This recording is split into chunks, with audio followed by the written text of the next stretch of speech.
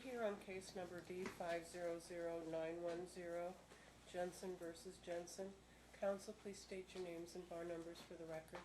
Thank you, Your Honor. Patricia Vaccarino, bar number 5157. I'm present and appearing with Caroline Jensen.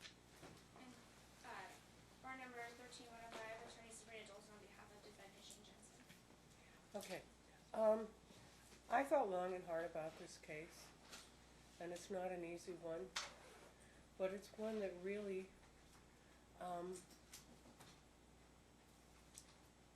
tests our ethical standards, both as lawyers and as members of the judiciary. I have tried very hard in the past almost 15 years to always do the right thing. Doing the right thing is not a popular thing. Doing the right thing must divorce itself from any personal feelings, must divorce itself from any predispositions, and it comes down to what is the right thing to do? What is the ethical thing to do? I'm going to make a few findings. Can we be seated, Your Honor, or do you want us? I have already found Thank you, Your Honor. that the plaintiff was credible in her testimony. Her recollection was clear. Her testimony was dispassionate. Her ability to recall details was admirable. I did not find the defendant to be credible. I think he has more to lose here. His demeanor did not demonstrate candor. I think he simply wanted to avoid the issue. With regard to Mr. Dickerson's testimony, I do not believe, as an officer of the court who has been acquainted with Mr. Dickerson for in excess of 30 years, that Mr. Dickerson would ever intentionally dissemble in a court of law. However, as a very successful attorney who handles hundreds of cases, if not thousands of cases, and has a multitude of conversations with people over a period of time, it is not unusual for an attorney to forget details that pertains to a specific individual, especially where that individual never actually entered into a business relationship. Let me put it that way. The notes that were provided, the internal memos, they don't necessarily solve the issue of whether or not a conversation took place, because they are at best attorney's notes, just wanting to get to the issues and not getting into a lot of the minutiae. So they don't assist the court in forming a determination as to what actually specifically took place. I credit Attorney Hoggy with his testimony, in which he stated that by offering to prepare documents, Mr. Dickerson had in fact offered to wear 2 hats.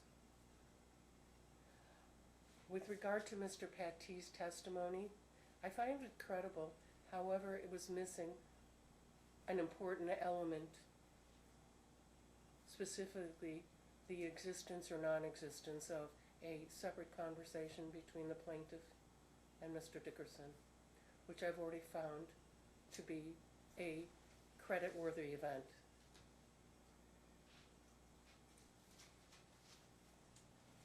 Interestingly enough, had this mediation ever taken place, this issue would have never been brought forward, because at that point the Dickerson Carashoni law firm would not be able to represent either party in any event.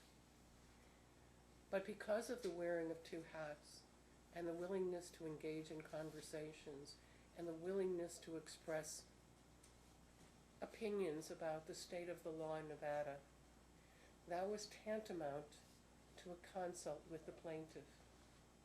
What is missing here is a recognition that there was that discussion and an offer to the plaintiff seeking her to waive her right to confidentiality. There has been the argument that the issues that are present today do pertain to the conversation that the plaintiff recalls.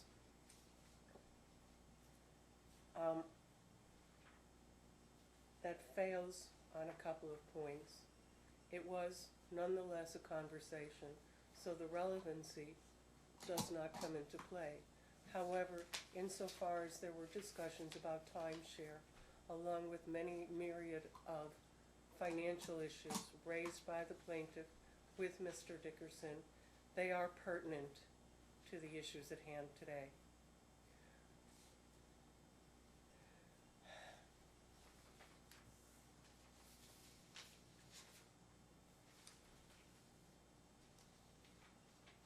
It was with a heavy heart because I recognize the quality of services that the Dickerson Caragione law firm provide to its clients that I am compelled to disqualify the Dickerson Caragione law firm from representing the defendant any further in this matter. Now we are left with the issue of attorney's fees. The court held some time back a conversation with counsel outside in the hall. At that time, I suggested that it may be a good idea, certainly not a requirement, but simply a suggestion, that Mr. Caragione consider simply referring this case out to another attorney. That did not happen, and as a result, the plaintiff was compelled to expend substantial monies in attorney's fees. I am awarding attorney's fees to the plaintiff as the prevailing party. I've reviewed Ms. Vaccarino's memorandum of cost and fees. They appear to be specifically associated with this motion to disqualify. I am awarding the plaintiff the sum of $26,486.38 specifically related to this disqualification issue. That sum is reduced to judgment and collectible by all lawful means. I don't know what Mr. Caragione's intent is with regard to taking this matter up. If that is the choice made, and it must be made within the next 2 weeks, I will entertain a request for a stay. Because if there is an issue, if I am in error, I'd certainly think it's appropriate that our appellate court or our Supreme Court have an opportunity to view this. This is an issue, appears to me, of first impression, which is why I make that proposal.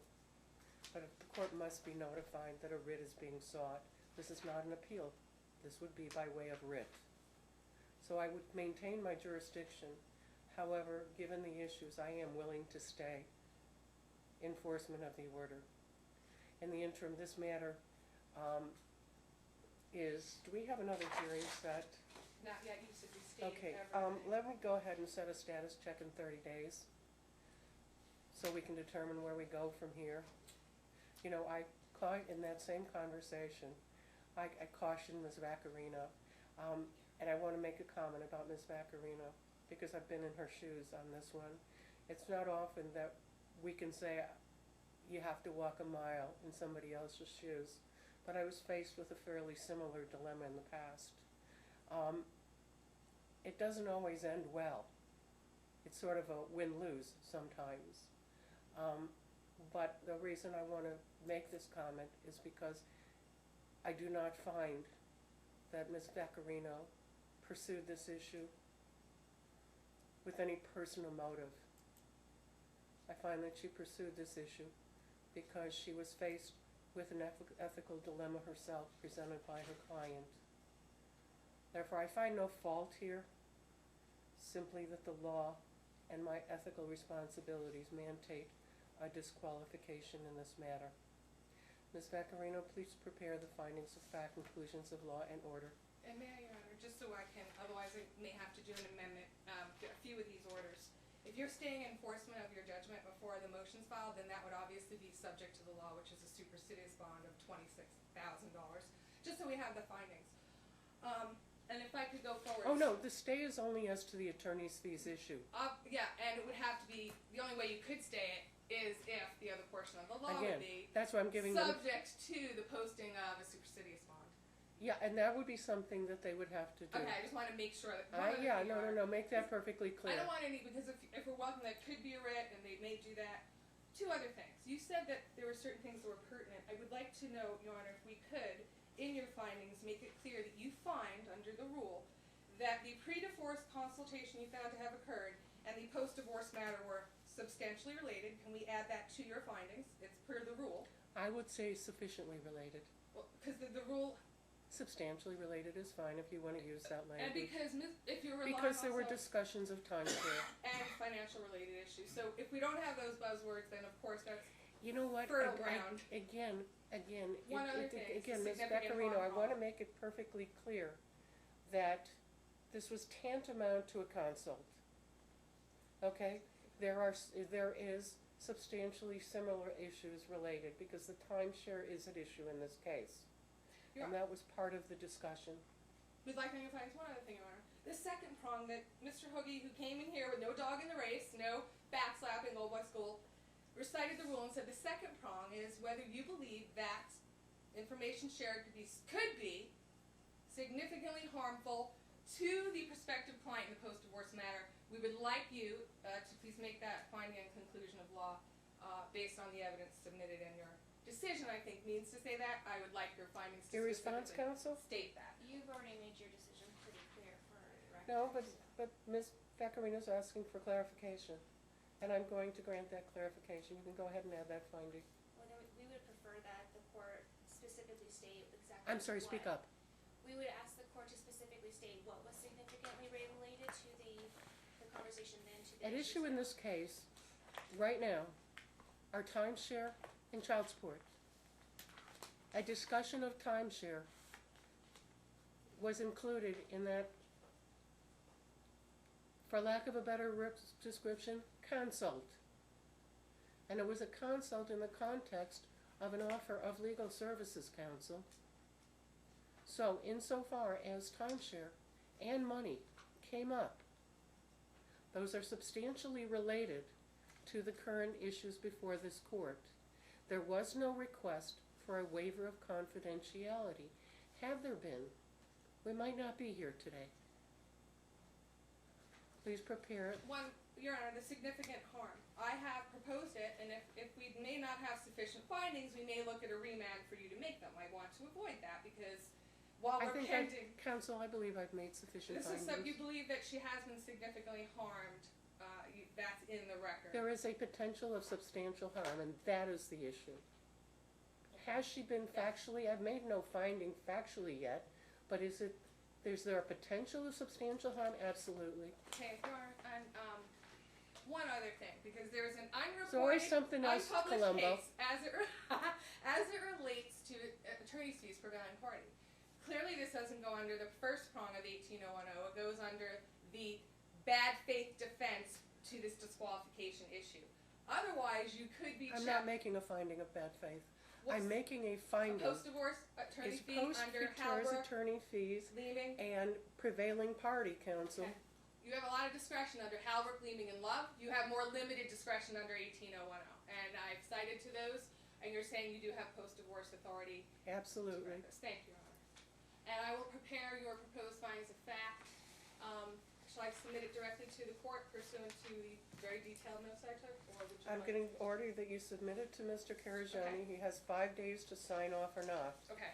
Again, signing off is not a concession that there's an agreement, but rather it's an accurate representation of my order. Okay. I know that lawyers sometimes don't like an order and so they don't sign off.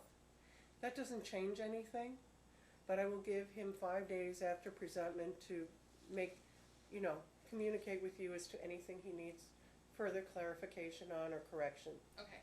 And finally, the other deferred matter, you said you're inclined to stay with the posting of a supersedious bond, the I'm attorney fee setting- judgment.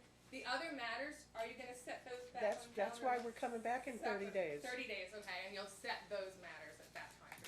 We're not gonna hear That should those. give the defendant as well sufficient time to find replacement counsel. So all the matters are set for 30 days or just a status check for 30 days? I just wanna be clear. Status check to 30 days. Does the defendant have a Okay. new lawyer? Okay, Number 2, is this matter up on a writ? okay. Number 3, can I schedule a hearing on the pending motions? Okay? Thank you, Your Honor, for your time and your indulgence.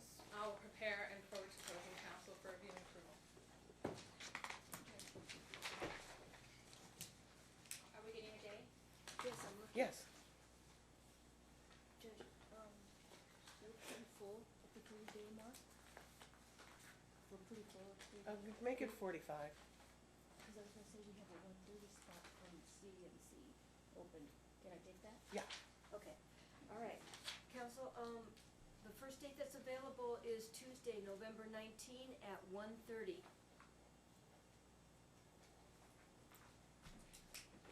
Thank you. I'm just gonna make sure I doubt very well, because I know I have something the next. Otherwise, you're gonna go out a little farther. We don't want to, but 1:30 p.m. Since we're going out that far, can you reset the matters for that date that are pending? Defendant's counsel will need time to Again, it's a prepare. status check. Okay, status check for all the things you said. Thank you, Your Honor. Get out of here.